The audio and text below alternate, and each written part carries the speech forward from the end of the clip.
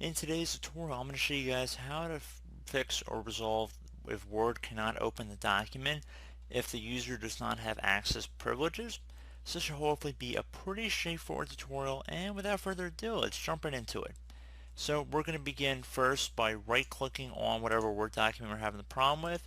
So whether you have to open up the documents folder or whatnot, I actually have mine right on my desktop, so this is where I'm going to go off from.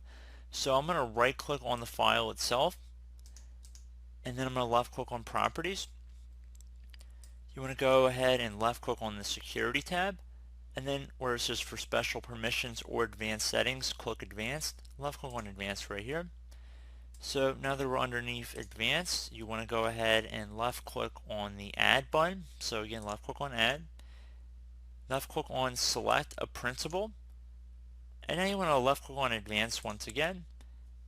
Left click on find now on the right side here, and I'm going to expand the side here so we can go down a little bit, and you want to go select authenticated users, and then left click on OK. Left click on OK one more time here. You want to check mark so the box that says full control, so you want to make sure they're all check marked in there. Left click on OK.